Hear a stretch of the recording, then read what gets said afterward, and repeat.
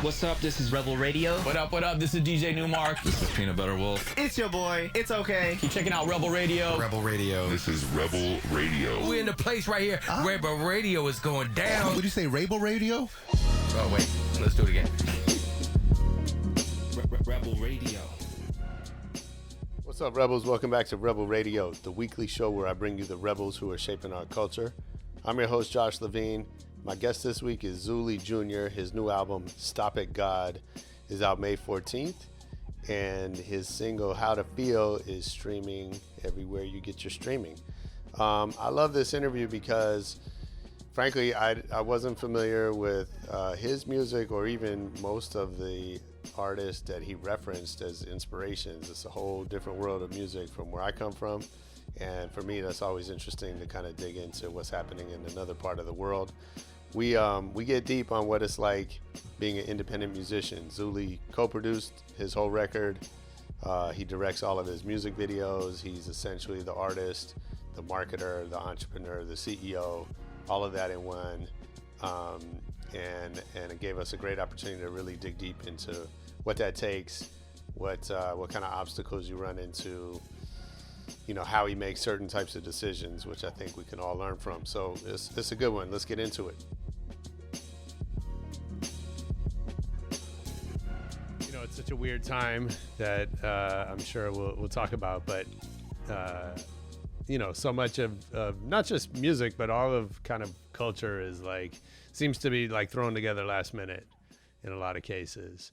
And I get a very sort of different vibe from you. Which is cool. So I'm excited to dig into what you're doing. Absolutely, man. Yeah, I'm happy to be here. Thank you for having me, and stoked to, you know, get into it all. Right on. So let's start at the beginning. Do you remember the first record you ever bought for yourself? I'm not sure, honestly. I was lucky that my family had a pretty extensive music collection, so I feel like growing up I was like very just like learning what was available to me. I don't really remember. I feel like the first album I probably like really bought for myself was probably like later on in like high school. I maybe bought like an Akron Family CD or like a something along those lines was like my first thing where I was like, oh man, this is like unlike anything I've ever heard before. I have to have this. That's funny. So what was the music that you were gravitating towards, if it was from your family or whatever? But like, you know, I know for myself, like there was my parents' music and I liked some of it. And then I found my music, you know. Totally. So what was that for you?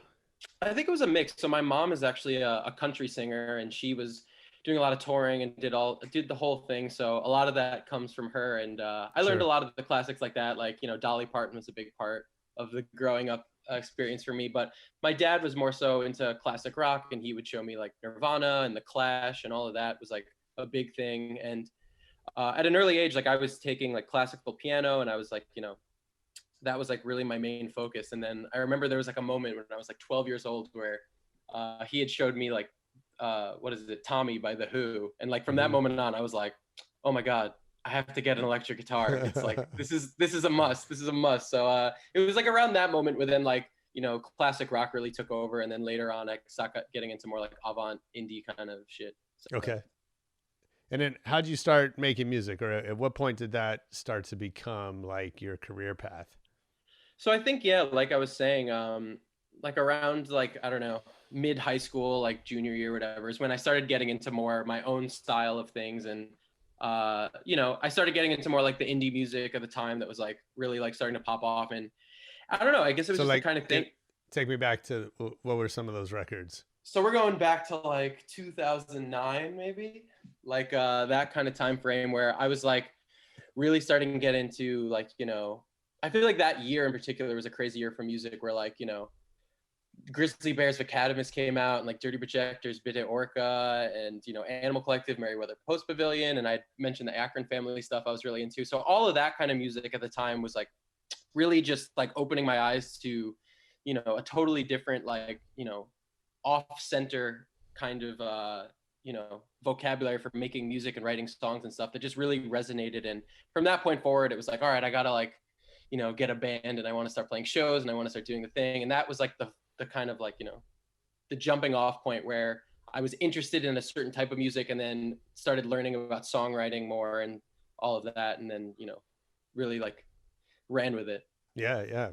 And then, so was there a moment when, like, I don't want to call it a break, but like, was there a moment when it became real? Like, this is, I could actually make a living and build a career doing this. I think so. Yeah, definitely. I mean, when, going through the years of just like, there was a plenty of time where it was just kind of paying dues and playing a lot and like, Right. Learning how to like, be in the studio and stuff. And, once I started doing my own thing as Zuli and putting that out, people were really, receptive and excited about everything. And it kind of like built on itself in a really organic kind of way where, people were coming out to the shows in New York, and then I was getting opportunities to book my own tours, and I started doing that. And then it was like building on itself there. And then record labels were starting to get interested, and there was like, talks of money and things. And I bought a van and all, so it kind of like snowballed on its own, where it was like, all right, like, let's like see where this all can go. But it wasn't like a, as most things in life, there was never like a definitive moment where it's like, this is like my career now. It was kind of just like, figuring it out, and like through the process of like being excited and interested, things just kind of progressed in a natural kind of way. Yeah, that's interesting. And I think, we're in a time when musicians have to be CEOs, entrepreneurs, brands, marketers, all these things in addition to the music. Mm-hmm. And those, I think those early years are so important, because that's where you kind of learn all of that, right? You don't have the luxury of a big manager or a publicist or all these people to do everything for you. So you kind of got to figure it out on your own. And I think, like, I don't know. I mean, I'm curious how it is for you. I think some people sort of like don't like that, and they want to get, past that as quickly as possible. Other people, it seems like, kind of thrive as being, their own business. I think it's a mix too. And like you were saying, like, I always talk about that, how like, it feels like, pre the technology era, like, it was like, if you wanted to make music, like, you just made music, where now it's like, right, you've got to be dabbling in so many different mediums, and everything is like, so complicated. But I think for me, at least, like you're saying, I think there's like a joy and excitement for being a part of the whole business side of it, in a way where, I think it helps just in a standpoint of like, being involved and not like, having no idea what's going on behind the closed doors and things like that. Like, I think that's like a really bad mentality to have, especially like you're saying with today, because like, I feel like everything is so direct to consumer now, even like, everything is changing, even in terms of like, what a label contract looks like, or, sourcing PR on your own and things like that. So yeah, I think, I don't think you should be solely, on one end of it where you're only focused on the business and not the creative, but of course, it feels like everything is just, a balance of moderation these days, and, not forgetting that, and trying to just, juggle a million hats at the same time. Absolutely. So what does that look like now? If you think about a typical week, I don't know if there is a typical week, but like, how much of your time is spent in what you would consider the role of the artist, the musician, versus, all the other pieces of it? I would say majority. I mean, that's the kind of curse, I think, when you've got the artist bug. It's like, the switch never really flips off. I'm always got some sort of thing I'm either conceptualizing or, thinking ahead, or trying to like, just mess around and like see like, all right, what can I come up with today? Or like, what would be like a good way to promote this on social media or such and such. So, I would say it like takes up a good portion of my mental capacity every week. But, okay.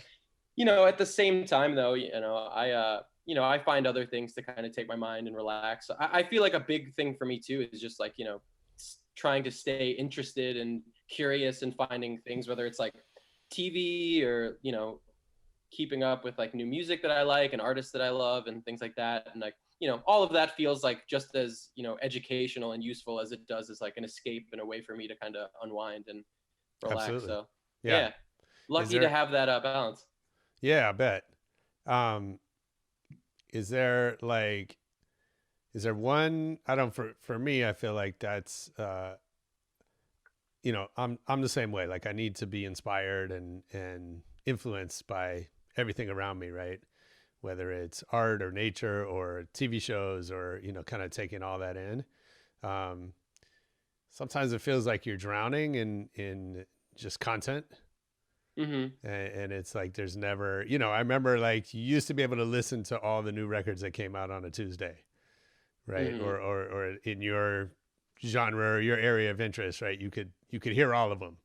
Mm-hmm. And then you'd find, when that one record came out, you'd spend 3-4 days listening to it over and over and reading the liner notes and, studying it, right? Now it just feels like there's something new constantly. Every day. Yeah. So how do you manage that? How do you filter?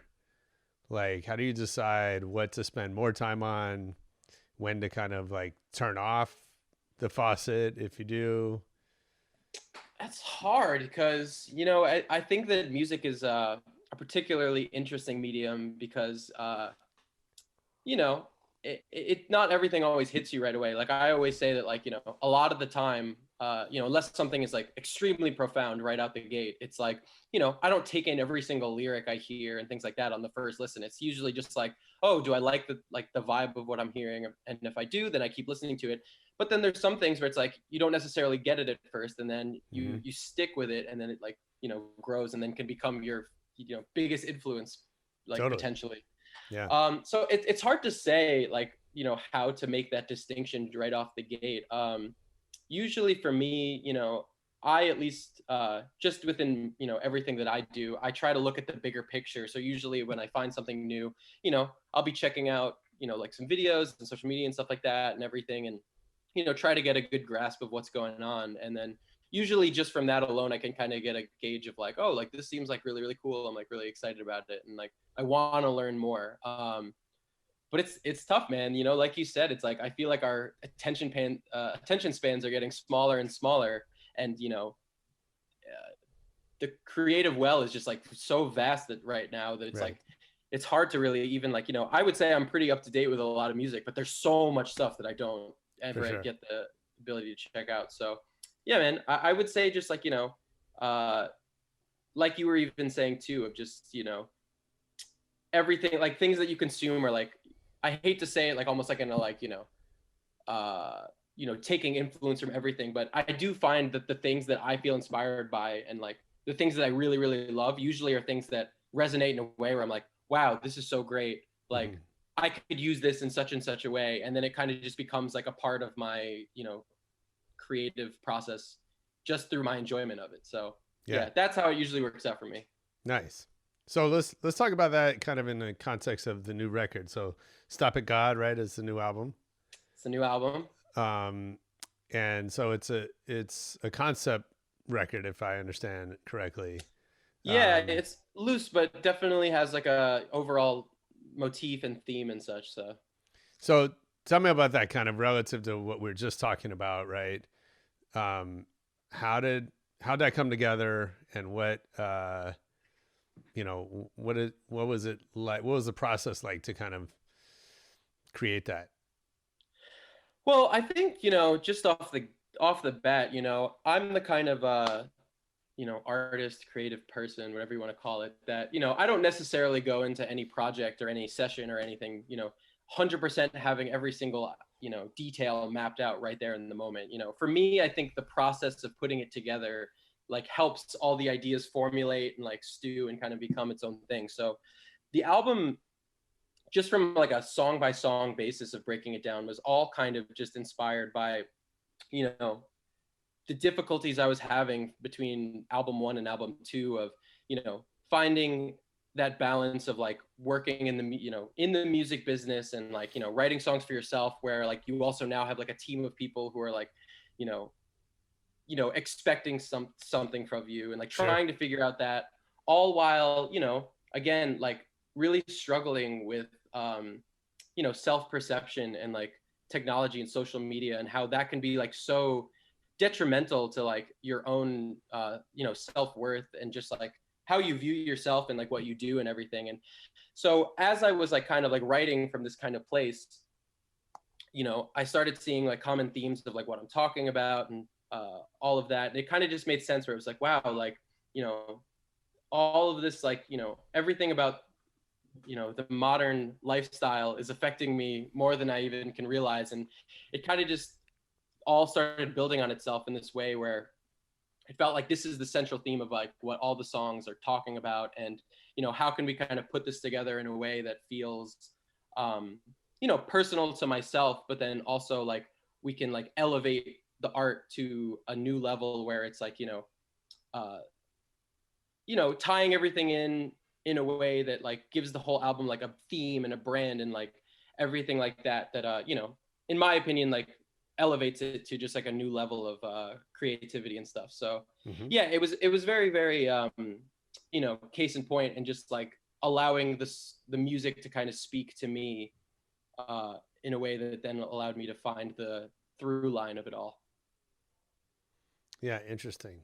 Tell me about so, you mentioned a couple of things that I think are really interesting. One, the sort of like, I know they call it like the sophomore curse.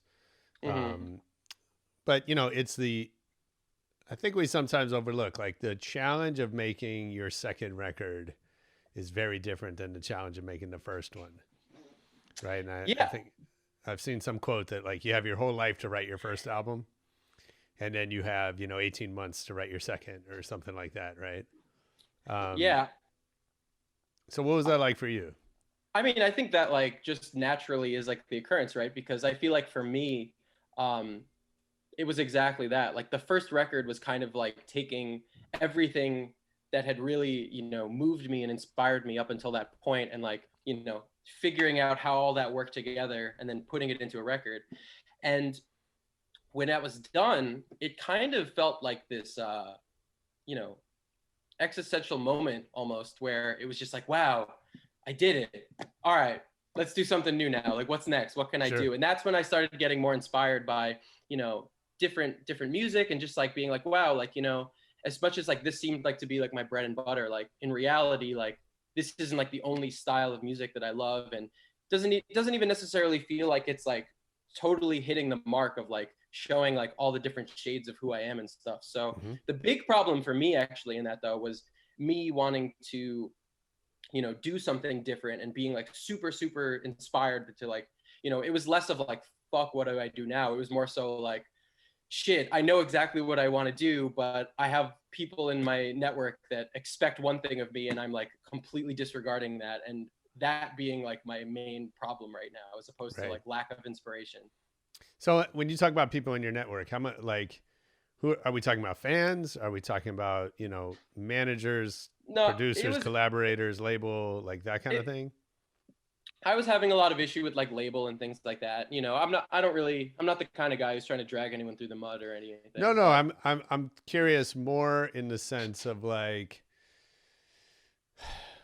I mean, that conversation, that struggle, everyone goes through it. Right. And so, I think like there's something about how you handle that issue that sort of sets the tone for your career. But I think every artist goes through a different version of that. Right. And how much to stick with what you've already done. And there's voices, whether it's a label or, whatever, that tell you to move on, and some to tell you not to, and all of that.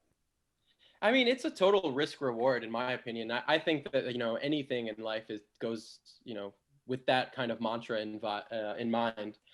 But, I would almost say sometimes, like, no discredit to anyone, but like sometimes I feel like the fans don't necessarily even know what they want. Cause like for me at least, I can name like a handful of artists that it's like, they did kind of like stick to their formula, and I almost feel like, man, I really wish they like tried something. Like I want to hear like growth, but I'm also, I'm an exception, not the rule, because I am an artist and I view things in this kind of light. So, sure.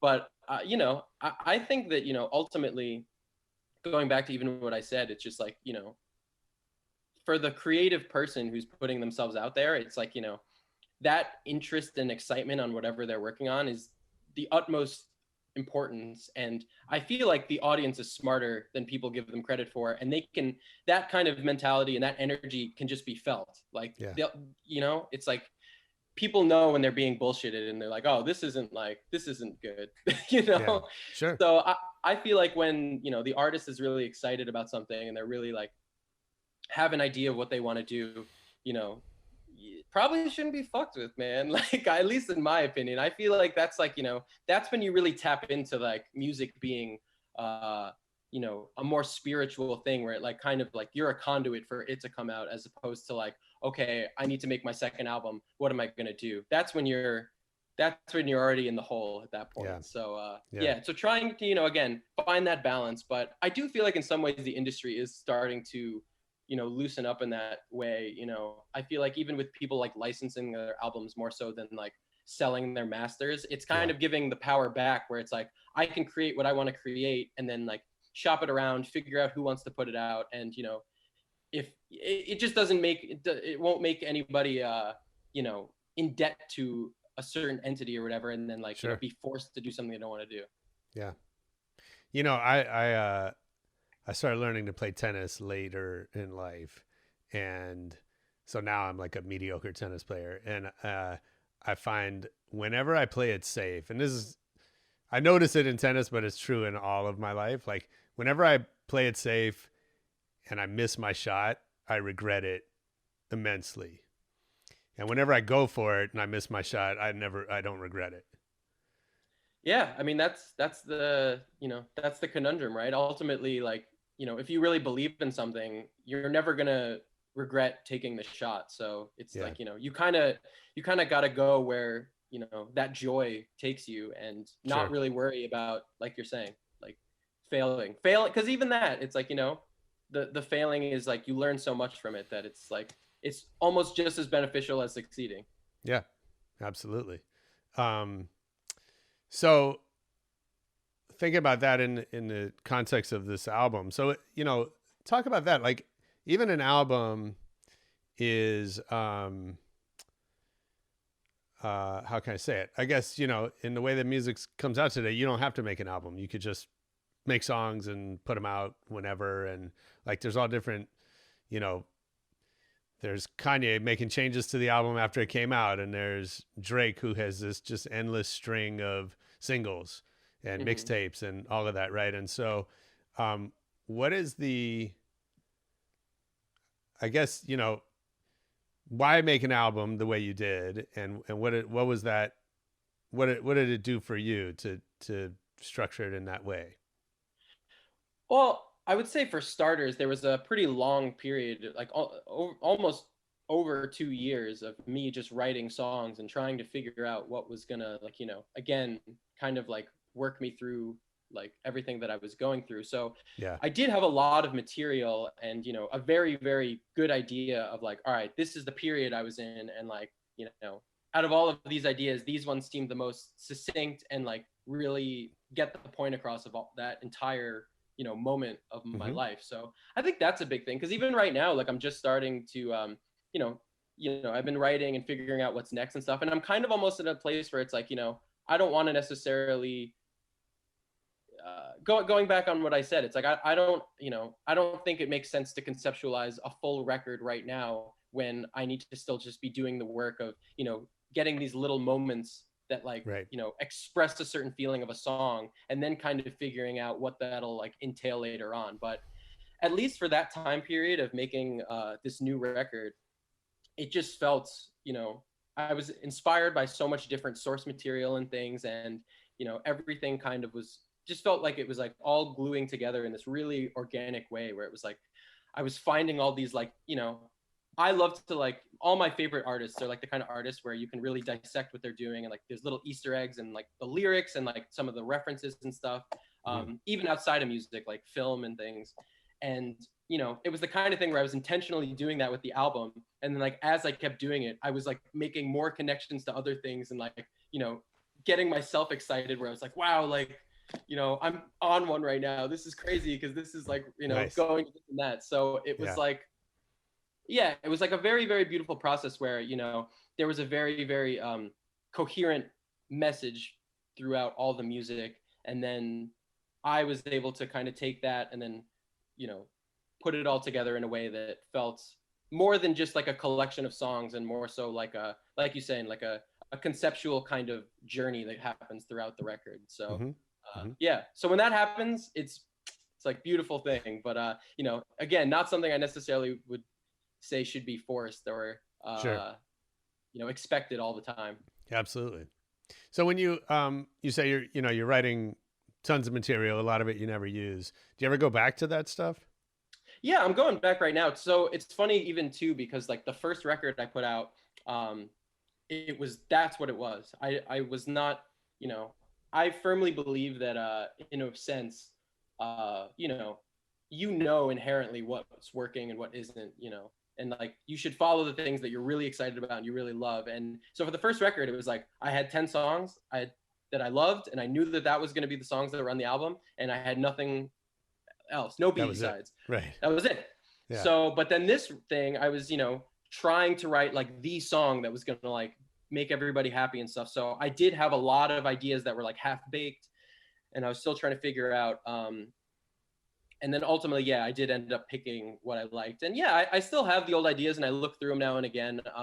But at the end of the day, I still do feel strongly that it's like, maybe one day I'll have this idea and like they could work together in some sort of way to make something really great. But, I feel like my gut is my ultimate weapon, and sure.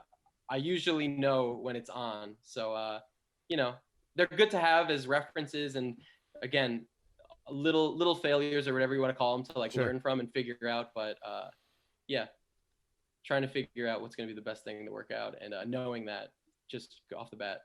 Yeah. So we're talking about this concept, right? And I know that the album deals a lot with technology, and you have this VR in visual in the music video, right? Mm-hmm. I'm curious,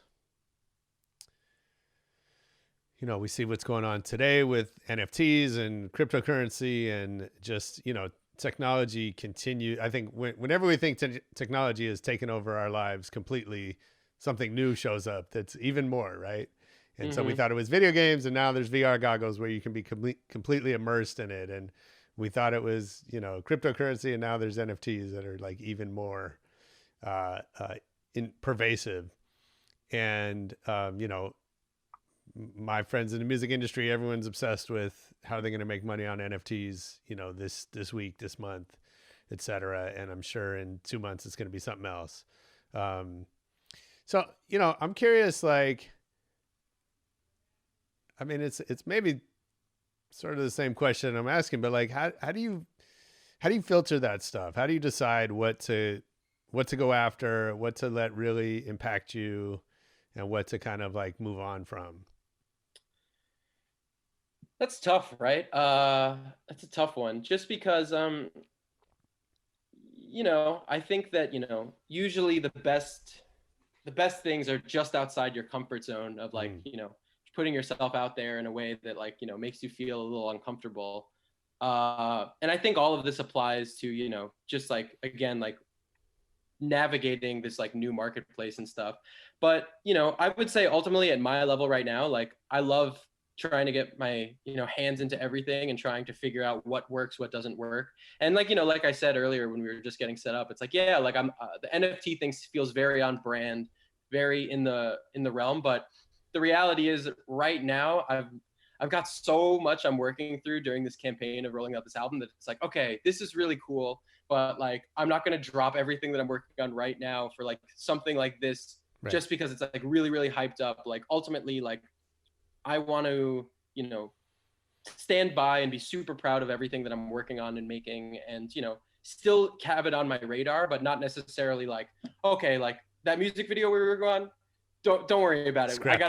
We gotta make some NFTs now. Like forget that. Like, no, that's not really my vibe. So right now, at least for me, it's like kind of been just like a matter of, taking it one day at a time. I'm super blessed to have like a really great team of like, visual artists who are like working with me on everything and stuff. And like, we're making a lot of stuff we're all super excited about and super proud of. So, just taking it, one day at a time. And, it's something that's on all of our radar and we're like planning on working on. It's just a matter of like, once it like really like makes sense. So, Sure.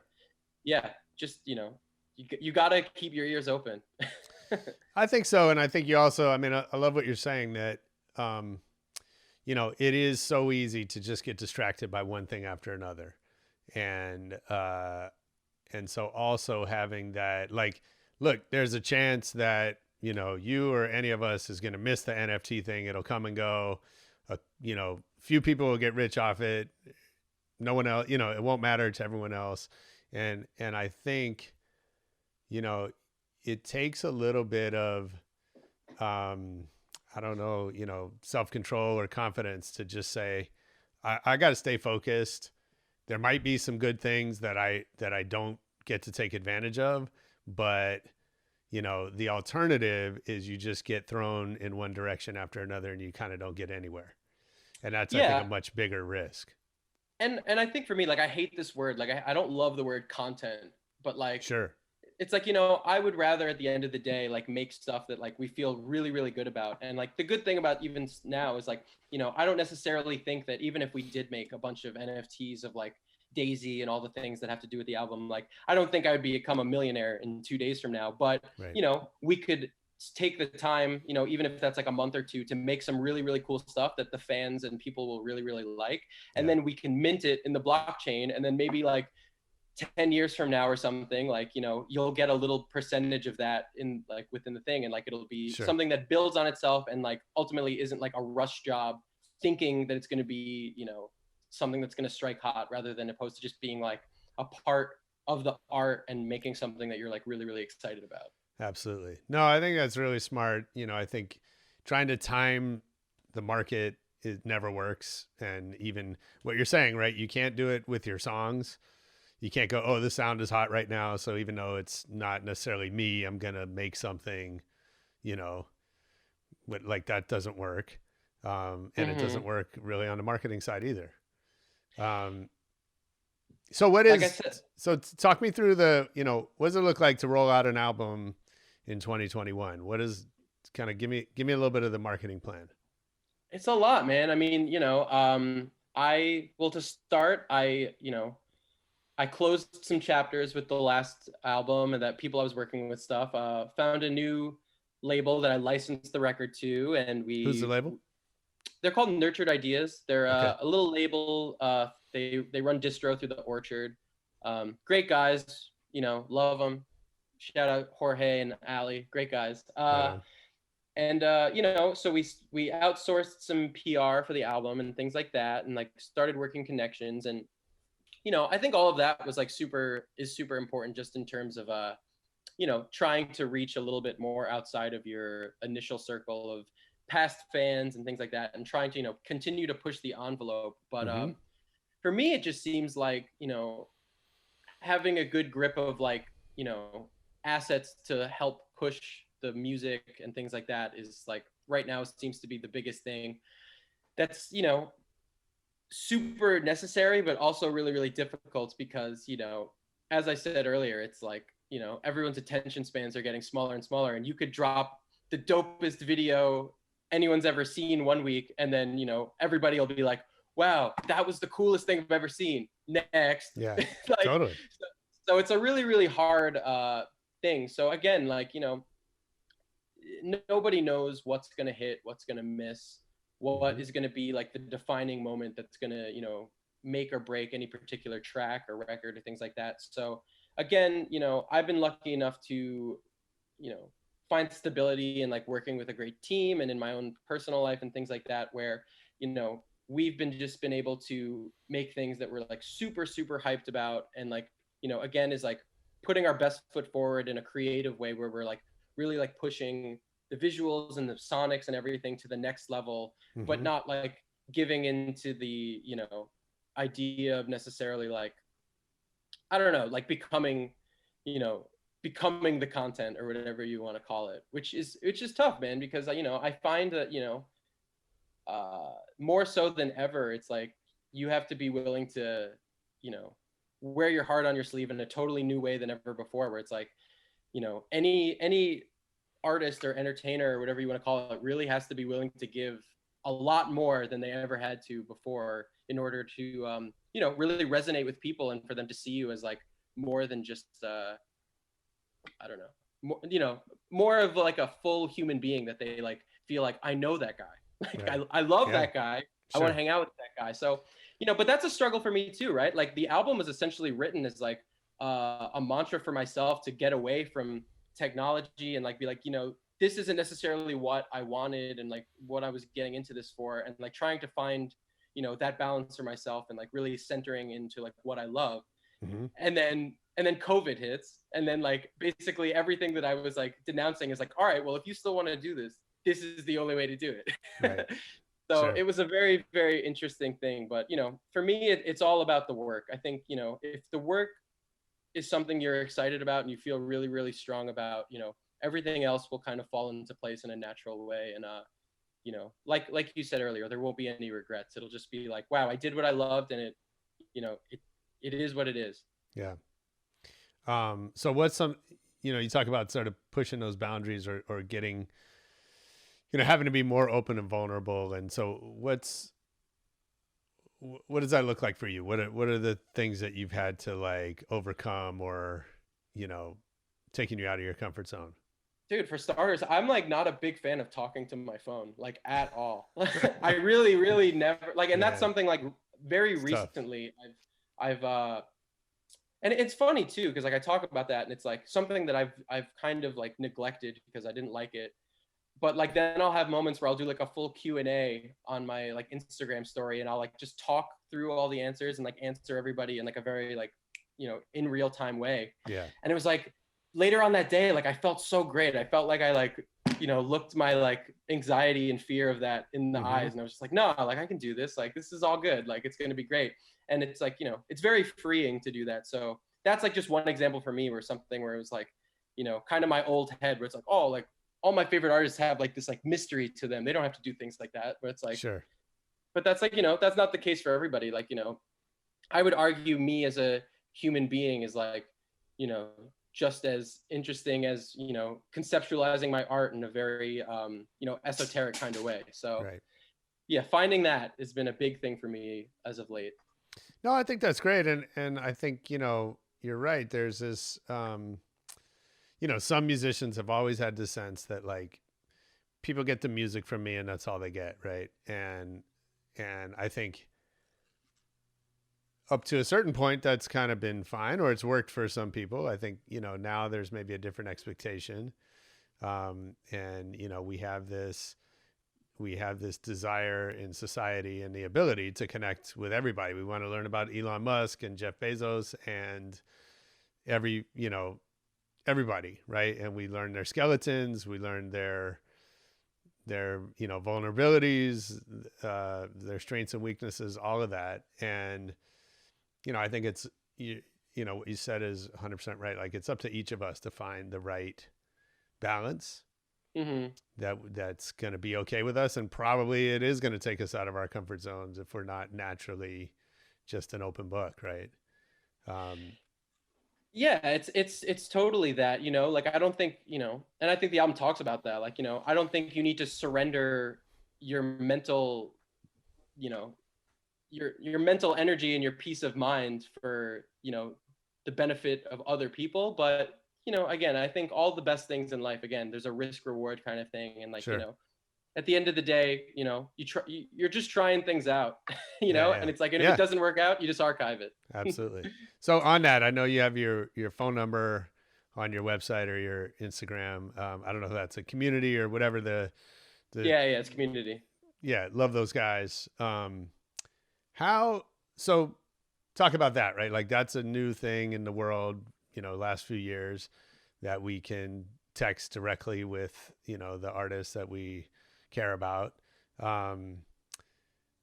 Is there a downside to being that available? What do you get from it? What's the upside and what's the downside? Honestly, I have yet to find the downside. I think the downside is ultimately when you get to a certain level where it's like just too much. it's just too much. You know, that is just like the bottom line to it. But, you know, I talked about this on an interview earlier. Is like, you know, at that growing point for me, when I started first getting into music, like one of the guys from Akron family, I couldn't get into their shows. He got me in, and we started a rapport, and he would listen to my music, and we would like talk a lot. And like, it became like, you know, he became like a mentor to me and a friend. Nice.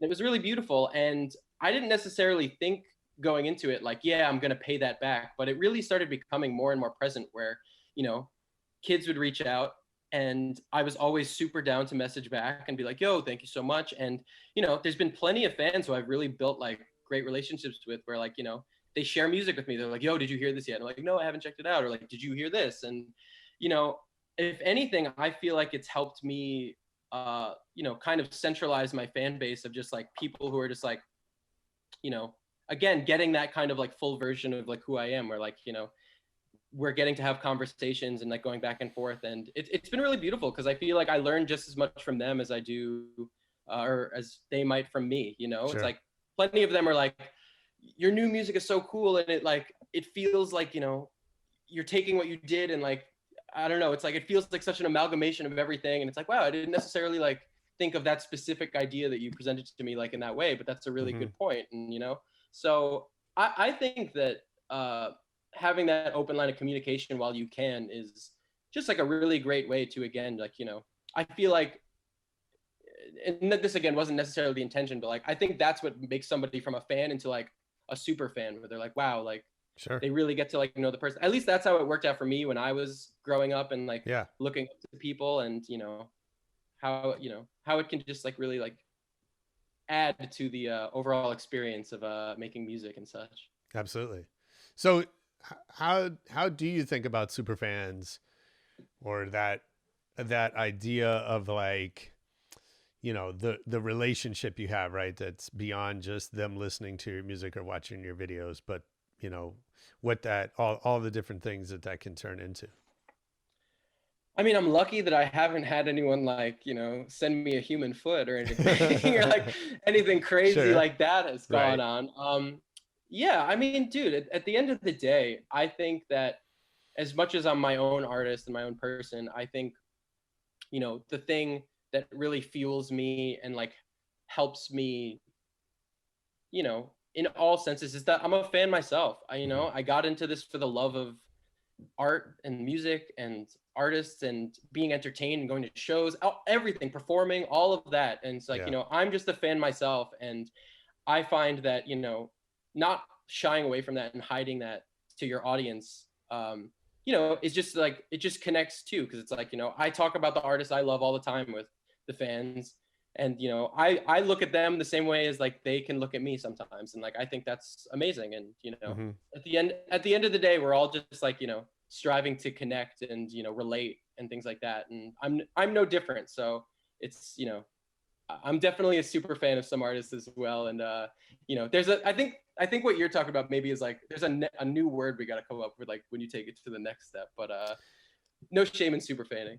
No, absolutely. And I think it's, I mean, first of all, I think that's so important to stay connected to, right? As being a fan of music. And, you know, we can't, you know, obviously a lot of the walls are coming down between creators and consumers, you know, but I think there's, you know, sometimes people draw this mental line between, you know, a professional musician versus the fans, right? And you can be both at the same time, and I think you should and need to be both. I think it's really interesting. You know, what I love about things like community, right, is it gives, kind of to your point, right? It gives, I think the benefits to the artists are at least as big as they are to the fans, right? In that it gives you direct access to not only talk to, but to hear from people that care about what you're making. And that's very different than reading a magazine review or, you know, or seeing some mean Twitter comments that, like, you know, are sort of done anonymously and in this ether, right? Anyway, I think that's so cool. All right, I got to get to a little lightning round. before I wrap up. Cool. So what's your favorite city to travel to? Oh wow. There's been a lot. I've been super lucky pre-COVID to have been doing like a lot of touring through the country. I love San Francisco. I love Nashville. Austin is great, although I feel like most of the times I've been to Austin were during the craziness of South by Southwest. Sure. Which is very, very different experience, I would think. No, it's great to go to Austin when it's not South by. I've been I have, but 4 or 5 times, and it's great. Yeah, I have been, but it's hard too though, because like tour is such a, it's a draining experience, and like I never felt like, it's like hard to like really see a place when you're on tour. But South Sure. by is like the time where it's like, all right, I have a week here, so I can Right, really right. like explore the city. So I've never had that like full time to explore it outside of that. But Mhm. I would say those are probably my tops off the top. Okay. Okay. Who's your favorite DJ or favorite live show that you've ever seen? Honestly, just because of like the most recent events, I gotta say the Akron family stuff really changed my life, man. Those were some amazing life-altering performances. And even around that same time frame, like some of the Of Montreal stuff I had seen Mhm. during that time was like, man, what a trip. It really put me it really like informed my love of performing and stuff. So I think that stuff will always resonate as like some of the first loves I ever had in terms of like music and live Nice. music. That's cool. What's the last great book you've read or listened to? I just recently read The Monkey House, which is like Kurt Vonnegut short stories, and there were some really, really good ones in there. I'm a huge Vonnegut fan. Yeah, that was some nice stuff that I didn't necessarily know about that I really, really enjoyed. And I that's like cool. taking in bite size. Nice. I'll have to check that out. I always think of Back to School when someone mentions Kurt Vonnegut. Oh, I see. You had a very good summer reading list or whatever, because I never had to read anything this interesting. Oh, no. There's a Rodney Dangerfield movie, Back to School. And Oh, actually, Kurt Vonnegut has a very short cameo in it. Oh, really? Yeah. All right. See, now I got to check that out. So, which leads me to my next question. What movie have you seen the most in your life? That's so funny because there's so many influential. Like I'm a huge Stanley Kubrick guy, and there's a lot of influence on that in the new album, and whatnot. And I've seen a lot of his films a lot, but I don't know if I've necessarily, like the funny answer that comes, just really quick to me is like I'll never forget like when Avatar came out. I feel like I saw that in theaters like 4 times, and I've never seen any movie I never see any movies in theater, and that was like one of the weird differences. But that's funny. I would say most like like Clockwork Orange and things like that I've probably seen like 7-8 times, probably just taking it in. Kind of gory, kind of Sure. messed up. Yeah, that's definitely a lot to put in your brain over and over. Yeah, but there's a lot of beauty in it. Yeah, absolutely. There's a lot of beauty in it. Yeah. Who's someone who has taught you the most who you haven't met?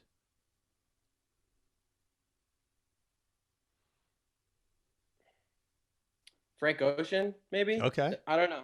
Amazing songwriter. I just feel like to me he was like the Kubrick of the music world, where I just didn't it was like, wow, you can like, it was like you just can like keep digging into what he does, and I think that was so inspiring to me of like again finding that balance of like when you're like watching a story, it's like nice to have like a very like linear progression, but then like when you can use like artistic themes and stuff to like build the world of it and like give a lot of like lore almost for people to really like sink their teeth into. I think that's amazing, and I learned so much from at least studying that music for a while. So that's a dope answer. I mean I think Frank Ocean's dope, but I don't know that I would have noticed that.